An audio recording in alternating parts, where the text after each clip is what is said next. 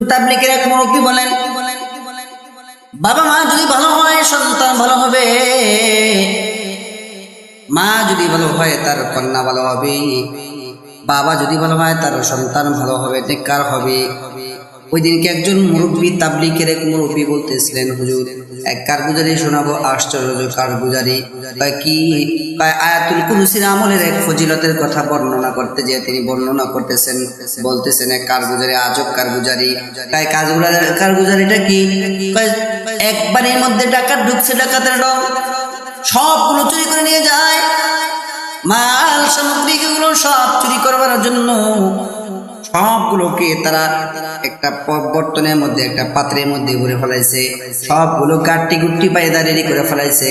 ছোট্ট বাচ্চা বাবাকে লক্ষ্য করে বলে, বাবা গো, আমাদের মাল আসবাব গুলো সব ডাকাতে নিয়ে যায়, তুমি কিছু কও না। বাবা বলে, চুপ থাকো, চুপ করো, কথা বললে পরে তোমার উপরে আক্রমণ হবে, আমাদের উপরে আক্রমণ হবে। আক্রমণ হওয়ার ভয়ের কারণে বাবা কথা কয় না।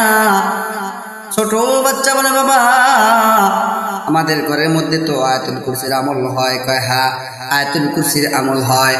আয়াতুল কুরসির আমল যদি কোনো ঘরের মধ্যে হয়, আমরা হাদিসের মধ্যে তোমার কাছ থেকে শুনেছিলাম, তুমি আমাদেরকে ফাজাইলে আমাল থেকে বর্ণনা করে শুনিয়েছিলে, আল্লাহর যদি কোনো বান্দা বান্দি ঘরের মধ্যে আয়াতুল কুরসির আমল করে, আর মাল সামগ্রী এগুলো হেফাজতে থাকবে, দুনিয়ায় কোনো চোর ডাকাত কখনো চুরি করতে পারবে না। ও বাবা, আমাদের মালগুলো ডাকাতে নিয়ে যাবে, তার মানে মনে হয় আমাদের ঘরের মধ্যে আয়াতুল কুরসির আমল হয় না।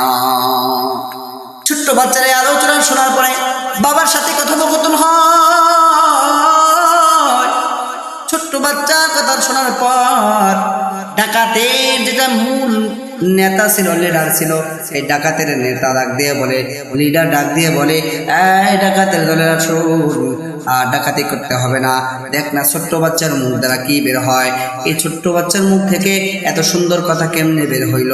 সব ডাকাতগুলো নিয়ে, আর ডাকাতের মেডেল যেটা, ডাকাতের মূল যেটা, সর্দার যেটা, ছোট বাচ্চাকে কোলে নিয়ে বলে, বাবা তোমার মুখ থেকে এত সুন্দর কথা কেমনে বের হয়? না না, আর জীবনে কোনোদিন ডাকাতি করবো না, আর জীবনে কোনোদিন চুরি করবো না, আর জীবনে কোনোদিন রাহাজারি করবো না, খুন করবো না, ডাকাতি করবো না।